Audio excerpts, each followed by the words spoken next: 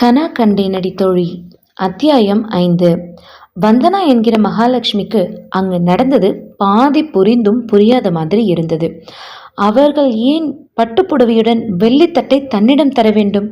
தன்னை இந்த வீட்டு பெண் என்று எண்ணிவிட்டார்களா என அவள் எண்ணமிடும் பொழுதே, நல்ல வேலை இந்த பொண்ணு வந்து மாப்பிள்ளை வீட்டார் முன்னாடி அவமானப்படாம காப்பாத்திட்டா. ஆனா அவங்க இவளை பொண்ணுன்னு நினச்சி ஆனந்தத்தோடு போயிருக்காங்களே. என் மகிழாவும் அழகிதான், ஆனால் இந்த பொண்ணு பேரழகிக்கும் மேலால இருக்கா. இவளை பார்த்த கண்களுக்கு மகிழாவை பிடிக்குமா? அவளை மருமகளாக்கிக்க சம்மதிப்பாங்களா? நல்ல வேலை மாப்பிள்ளை வரல. அவர் இவளை பார்த்துருந்தா தான் பிரச்சனை. அவர் வர்ற சமயத்தில் மட்டும் மகிழாவை காட்டிட்டா போதும். அதுக்கப்புறம் வீட்டில் இருக்கவங்க எப்படி மறுக்க முடியும்? இந்த மகிழா பொண்ணு வந்திருந்தா இப்படி ஒரு பிரச்சனை நேர்ந்திருக்குமா என முத்துமணி நினைத்தாள். அவளே சில நிமிடங்களில் எதிர்கொள்ள வேண்டியிருக்கும் கணவனது கோபத்தை மறந்து விட்டிருந்தாள். KS மௌனமாக இவர்களை எடை போட்டு கொண்டிருந்தார். அறிவு கெட்டவ, ரதி மாதிரி பொண்ணு பார்க்க வர நேரத்தில் யாராவது வீட்டுக்குள்ள அனுமதிப்பாங்களா? மகிழாவும் இவ்வளோ சேர்ந்து நின்று இருந்தா அவளை நிராகரிச்சுட்டு போயிருப்பாங்க. ஆனாலும் இவள் மூலமா எனக்கு பயன்தான் நடந்திருக்கு. பொண்ணை பிடிச்சி சம்மதம் சொல்லிட்டு போயிட்டாங்க. இனி என் திறமையை காட்ட வேண்டியது தான். எப்படியாவது மகிழாவை அந்த குடும்பத்தில் கொண்டுட்டு போய் சேர்த்துடணும்.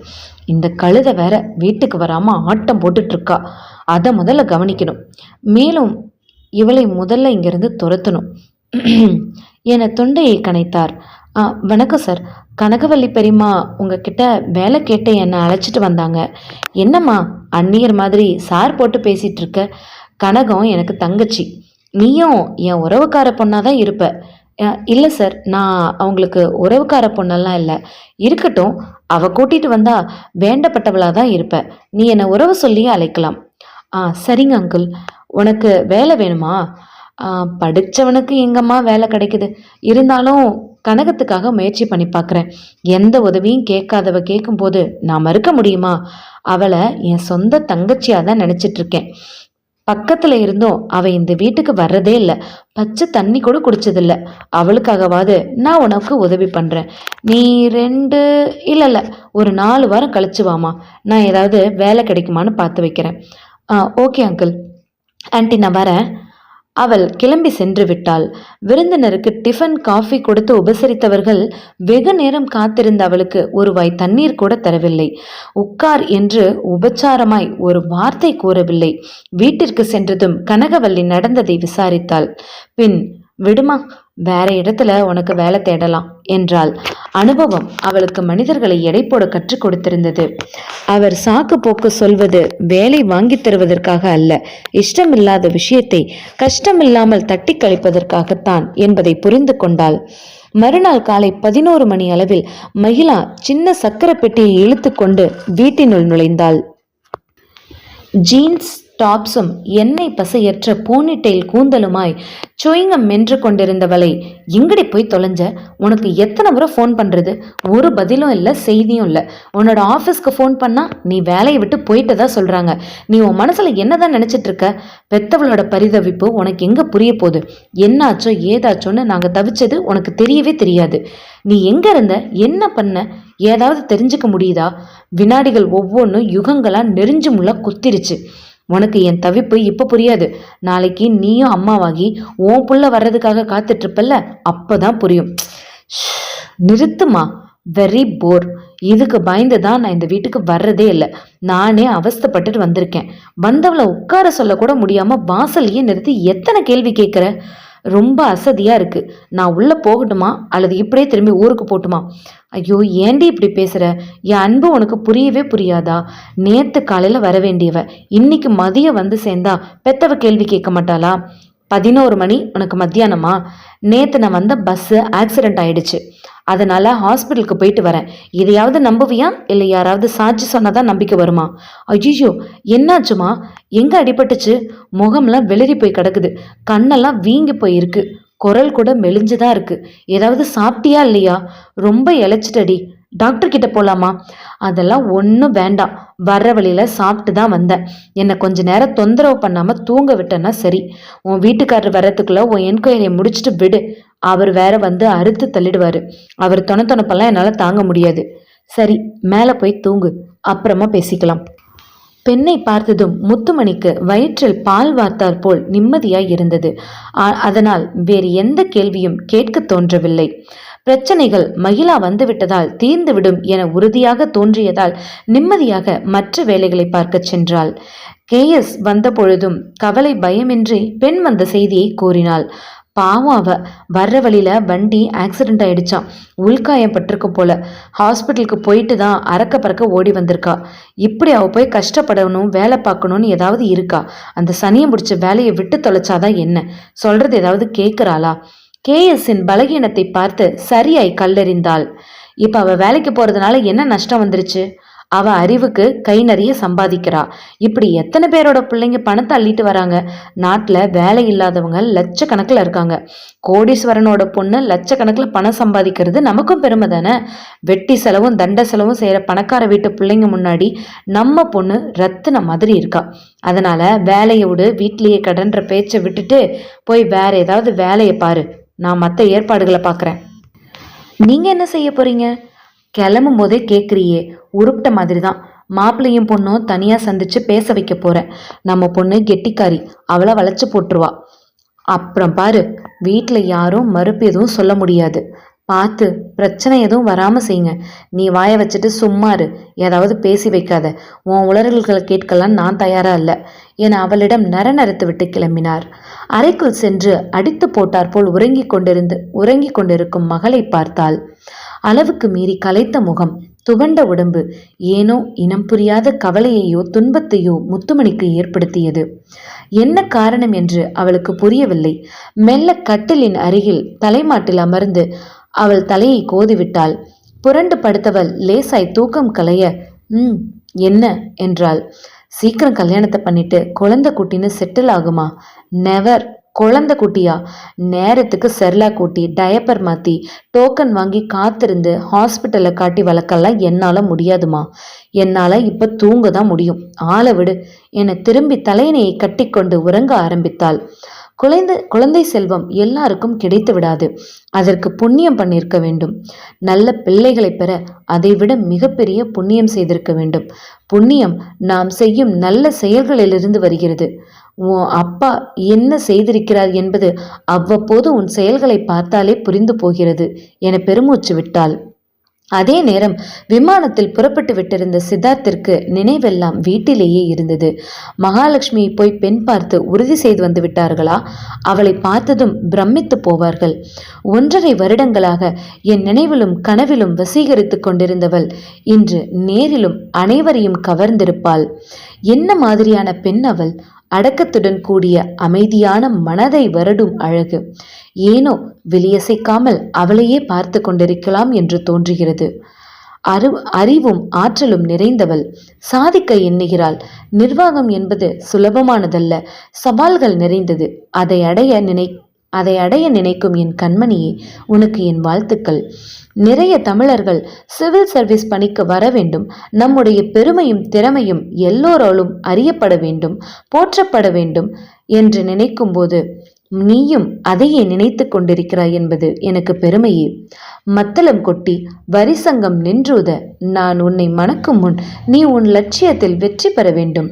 பிற மாநிலங்களை விட நம்மவர்கள் திறமை காட்டி நிர்வாக பணிகளுக்கு வந்தால்தான் உரிமைகளை நிலைநாட்ட முடியும். அதனால் உன்னை போன்ற திறமைசாலிகளை நான் வரவேற்கிறேன். நீ வெற்றி பெற உனக்கு பக்கபலமாக மன வலிமையூட்டும் நம்பிக்கையாக இருப்பேன். சிவில் சர்வீஸ் தேர்வு எழுதுகிறவர்களுக்கு மக்களிடம் இயல்பாக பழகும் குணம் இருக்க வேண்டும். அது உன்னிடம் அதிகமாகவே இருக்கிறது. ஆகையால் நீ நிச்சயமாக ஜெயிப்பாய். நீ வெற்றி பெறாவிட்டால் பின் யார் வெற்றி பெறுவார்கள்? உன் கண்களில் சுடர்விடும் ஆர்வம் உன் வெற்றியை பறைசாற்றி கொண்டிருக்கின்றன. கிளம்புன அவசரத்தில் அவளோட ஃபோன் நம்பர் கூட வாங்க மறந்துட்டனே. மறக்காம புத்தகத்தை கனக அத்தையோட முகவரிக்கு அனுப்பி வச்சிடணும் என்று முடிவு செய்தவாறே விமானத்திலிருந்து இறங்கி காத்திருந்த ஜீப்பில் ஏறி புறப்பட்டான். உமாவிற்கு ப்ளூடூத்தில் அவன் அனுப்பிய வந்தனாவின் போட்டோவை பார்த்த கணமே அவன் அம்மா, அப்பா, அண்ணன் அனைவருமே முடிவு செய்துவிட்டனர் அவள்தான் அந்த வீட்டு மருமகள் என்று. அவளை பற்றி அவன் வீட்டிற்கு வந்ததும் அரித்தெடுத்து விட்டனர். அம்மா, அவசரமா முதலமைச்சர் என்னை புறப்பட்டு வர சொன்னதுனால நாங்கள் கிளம்ப வேண்டியதாயிடுச்சு. ரொம்ப முக்கியமான வேலை. மகாலட்சுமி கனக அத்தைக்கு சொந்தக்கார பெண் தான். அவளை கோவிலில் அத்தையோட பார்த்தேன். ஏற்கனவே எனக்கு அவளை நல்லா தெரியும். நான் வரலனாலும் பரவாயில்ல, நீங்களே பேசி திருமணத்துக்கு நாள் குறிச்சிடுங்க என்று கூறிவிட்டு கிளம்பி விட்டான். ஜானகிக்கு உள்ளம் கொள்ளா மகிழ்ச்சி. மகன் மனம் மாறியதற்கு கடவுளுக்கு நன்றி கூறினாள். பெண்ணை பார்த்த பிறகோ அது இரட்டிப்பு மகிழ்ச்சியானது. இவளை மனசுல வச்சுக்கிட்டு தான் இந்த பையன் இத்தனை நாள் கல்யாணத்துக்கு பிடி கொடுக்காம இருந்திருக்கானா? இதை முன்னாடியே சொல்லியிருந்தாதான் என்ன? என் மேல அவனுக்கு நம்பிக்கை இல்லையா? அவன் விருப்பத்துக்கு நான் என்ன குறுக்க நிக்க போறேனா இல்லை தடை போட போறேனா? அது அவனுக்கு புரியாதா? அப்படி இல்லைம்மா, அவளை பார்த்ததும் சித்தார்த்துக்கும் பிடிச்சிருச்சு. பேசி பழக 2 பேருக்குமே போதிய காலம் கிடைக்கல. அது மட்டும் இல்லாம அவளை பத்தின விவரங்கள், அவளுக்கு விருப்பம் இருக்கா இல்லையான்னு கூட தெரியாததுனால ஒன்னும் சொல்லாம குழம்பிட்டு இருந்திருக்காரு. என்னம்மா இது, இவன் இந்த காலத்து புள்ளதானா? காலையில பார்த்து மத்தியானம் பேசி சாயந்தரம் கல்யாணம் பண்ணிக்கிற இந்த காலத்துல என் புள்ள கெட்டிக்காரன்ல நினைச்சேன். அதுவும் இவனை போய் எந்த பொண்ணாவது கல்யாணம் பண்ணிக்க மாட்டேன்னு சொல்வாளா? எதுல அவன் குறைஞ்சு போயிட்டான்? அழகு, அறிவு, கம்பீரம், செல்வாக்கு, வசதி, நல்ல குடும்பம், இத்தனைக்கும் மேலா அருமையான குணம். இவ்வளவு இருந்தும் அவ மனசுல விருப்பத்தை அறிஞ்சிக்க முடியலையா என்ன? மகாலட்சுமி மட்டும் என்ன, என் மகன் அதிர்ஷ்டக்காரன்னு சொல்ற அளவுக்கு தான் இருக்கா. இப்படி ஒரு அருமையான ஜோடி இணையறதுல இவ்வளவு நாள் காத்திருந்தது போதும். இனிமே சீக்கிரமா அவங்க 2 பேர்த்துக்கும் கல்யாண ஏற்பாடுகளை செஞ்சிடணும். அது ஒன்றும் பெரிய விஷயம் இல்லைம்மா. சித்தார்த் ஊர்லேருந்து வந்ததும் பொண்ணு வீட்டுக்கு போய் நிச்சயம் பண்ணிட்டு வந்துடலாம். அப்புறம் அம்மா, சித்தார்த்து தன்னோட ரூமில் சில சேஞ்சஸ் செய்ய சொல்லியிருக்காரு. நீங்களும் கொஞ்சம் வந்து பார்த்துடுங்களேன். அவன் ரசனை என்னன்னு உனக்கு தாம்மா தெரியும். என்னை ஏன் கூப்பிடுற? அவன் சொல்லிட்டு போயிருக்காருமா, உங்களையும் ஆலோசனை கேட்டுக்கணும்னு. இப்போ எதுக்கு என்ன காக்கா பிடிக்கிறான்?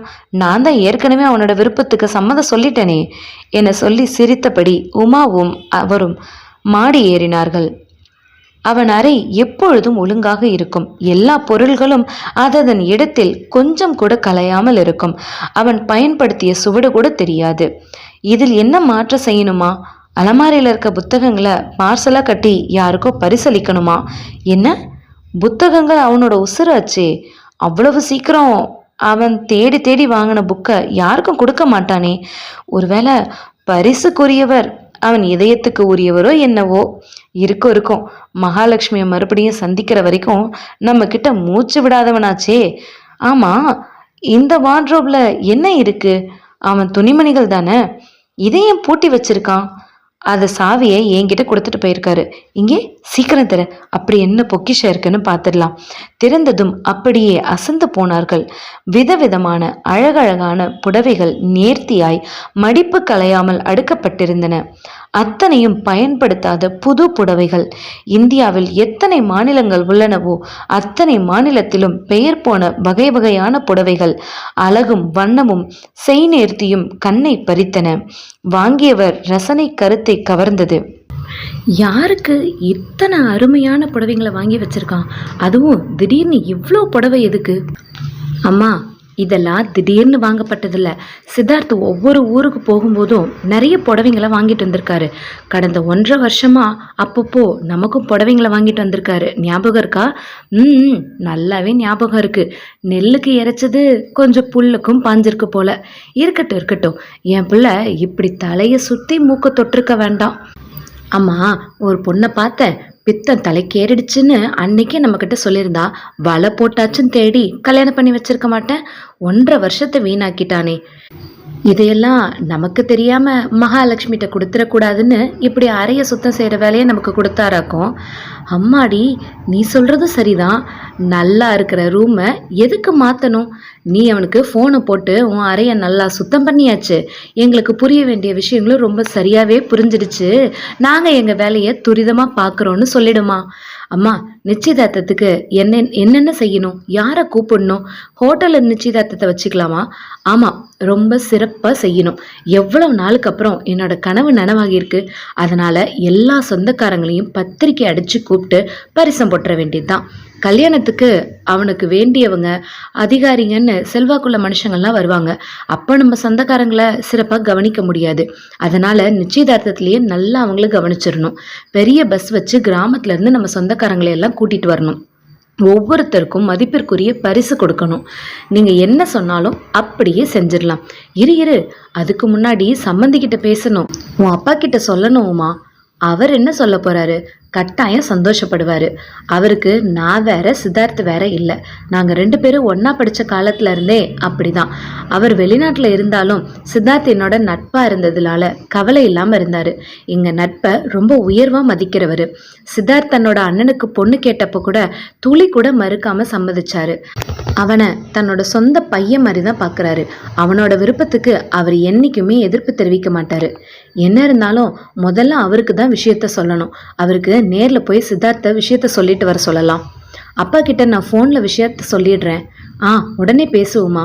சரிம்மா என்று கூறிவிட்டு அலைபேசியை தொடர்பு கொண்டாள். ஆஹா, அப்படியா? வாழ்த்துக்கள். ரொம்ப சந்தோஷமான விஷயம். நான் கூட இந்தியாவுக்கு வரப்போகிறேன். ரமா தான் ரொம்ப துடுக்கு பெண்ணாக இருக்கா. அவள் கல்யாணத்தையும் முடிச்சிட்டா என் கடமை முடிஞ்சிடும். அவளுக்கு என்னப்பா அவசரம்? இப்போ தானே 14 வயசு ஆகுது அவளுக்கு. என்ன அவசரம்? நல்லா படித்து வயது முதிர்ந்து பக்குவம் வரட்டும். நாங்கள் எல்லாரும் சேர்ந்து நல்ல மாப்பிள்ளையாக பார்த்து கல்யாணம் பண்ணி வைக்கிறோம். நீங்கள் கவலைப்படாதீங்க. நீ சொன்னால் சரிதான். உன் பாட்டிக்கும் வயசாகிட்டே போகுது. இந்த காலத்தில் டீனேஜ் பிள்ளைகளை கையாளுறது ரொம்ப கஷ்டமாக இருக்குது. நீ தான் அவளை அப்பப்போ கண்காணிச்சுக்கணும். நான் ஊரில் இருக்கிறதில்ல. அப்பா, நீங்கள் அதெல்லாம் கவலையே பட வேண்டாம்.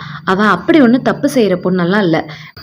மீடியா இன்ஃபர்மேஷன் வளர்ச்சிகளை பார்த்து இளைய தலைமுறை கெட்டு போயிடுதுன்னு எல்லா பெரியவங்களும் கவலைப்படுறீங்க. ஆனால் சரியான வழிகாட்டியாக நட்புறவோட பழகிற பெரியவங்களும் இருக்கிற இடத்துல எந்த தவறும் நேர்றதில்லை. நல்ல எண்ணங்களை விதைப்போம், நல்லதே நடக்கும். நீ ரொம்பவும் பக்குவமாகிட்டவுமா. எல்லாம் அத்தைக்கிட்ட இருந்து தான் கற்றுக்கிட்டேன். என்னை மக மாதிரி பார்த்துக்கிறாங்க. இங்கே அன்பு, பாசம், மரியாதை, மதிப்பு, அரவணைப்பு எல்லாமே எனக்கு நிரம்ப கிடைச்சிருக்கு. எல்லாத்துக்கும் மேலா நானா சுயமாக இங்கே இருக்க முடியுது. இதுதான் எனக்கு கிடைச்ச வரம். போதும்மா போதும். என் மனசு இதுலேயே நிறைஞ்சு போச்சு. ஒன்றை மாதிரியே ரமாவுக்கும் நல்ல இடம் அமைய கடவுள்கிட்ட நான் வேண்டிக்கிறேன். ஊருக்கு வந்ததும் நானே வீட்டுக்கு வரேன். சித்தார்த் கல்யாணத்தை ஜாம்னு நடத்திடலாம். வீட்டில் சம்பந்திங்களை ரொம்ப விசாரிச்சதா சொல்லு. மாப்பிள்ளை மகேஷ் கிட்ட நான் அப்புறமா ஃபோன் பண்ணி பேசுகிறேன். என் பேரன் எப்படி இருக்கான்? உங்களெல்லாம் நான் ரொம்ப மிஸ் பண்ணுறேன். வயசான காலத்தில் தான் எல்லாரையும் மனசு தேடுது. பேசாமல் இந்த முறை வேலையை விட்டுட்டு வந்துடுற முடிவில் இருக்கேன். நீ என்னம்மா சொல்கிற? எது உங்களுக்கு சந்தோஷம் தருமோ அந்த விஷயத்தை நீங்கள் தயங்காமல் செய்யுங்கப்பா என பேசிவிட்டு வைத்தாள். உன் அப்பா வந்ததும் நேரில் போய் பேசிட்டு நிச்சயதார்த்தம் பண்ணிக்கலாம். அவர் எப்படியும் வந்து சேர 15-20 நாள் ஆகும் தானே. தரகர்கிட்ட விஷயத்த சொல்லி பொண்ணு வீட்டில் சொல்லி அனுப்பிடுறேன். மகிழா வந்து 1 வாரம் ஓடிவிட்டது. தினமும் சாப்பிட்டு தூங்குவதே அவள் வேலையாய் இருந்தது. தாயின் அன்பு கவனிப்பில் அவள் உடம்பில் சற்று புரதச்சத்து கூடி மினுமினுப்பு ஏறி இருந்தது. தன் தந்தையிடம் 2 லட்சம் ரூபாய்க்கான செக்கை கொடுத்தாள். அவ்வளவுதான். அவர் புலகாகிதமடைந்து விட்டார். அப்பா, நான் வேலை பார்க்குற ஆஃபீஸ்க்கு பக்கத்தில் ஒரு நிலம் விலைக்கு வருது. நீங்கள் வந்து பார்த்துட்டு பிடிச்சிருந்தா வாங்கிக்கோங்க. விலையும் கொஞ்சம்தான். வாங்கி வச்சிருந்து விற்றா கூட நமக்கு லாபம்தான். எந்த இடம்? அமைவிடம், நிலத்தோட படம் இதெல்லாம் இருக்கா? இருந்தால் வாங்கி அனுப்பு. அதுக்கப்புறமா முடிவு செய்யலாம். நிறைய பேர் அந்த இடத்துக்கு போட்டி போடுறாங்க. என் தோழியோட தந்தை கூட உங்ககிட்ட கேட்க சொன்னார். உடனே கொஞ்சம் பணம் முன்தொகையாக கொடுத்துட்டா போதுமா. 5 கோடி ரூபாய் மதிப்புள்ள இடம். எவ்வளோ கொடுக்கணும்? ஒரு 10 லட்சம் ரூபாய். சரி, இந்த பாஸ்புக். இடத்த வாங்க முன்பணம் கொடுத்துரு. மாப்பிள்ளை வீட்டில் இருந்து கல்யாணத்தை நடத்த இன்னும் சில மாதங்கள் ஆகும்னு சொல்லியிருக்காங்க. அது வரைக்கும் சம்பாதிக்கிறது ஏன் நிறுத்தணும்? இன்னும் சில லட்சங்கள் பெறுவதை நம்ம உதறக்கூடாது. நீ சீக்கிரமாக ஊருக்கு கிளம்பு. வேலையை தக்க வச்சுக்கோ. இன்னைக்கு காலத்தில் வேலை கிடைக்கிறது குதிரை கும்பாக இருக்குது. சரிப்பா, இன்னைக்கு நைட்டே கிளம்பிடுறேன் என மகிழா அன்பு மகளாய் தந்தை சொல் தட்டாமல் ஊருக்கு புறப்பட்டாள். முத்துமணிக்கு அவளை அனுப்புவதில் இஷ்டமே இல்லை. இருந்தாலும் அவள் கருத்துக்குத்தான் அங்கே மதிப்பே இல்லையே.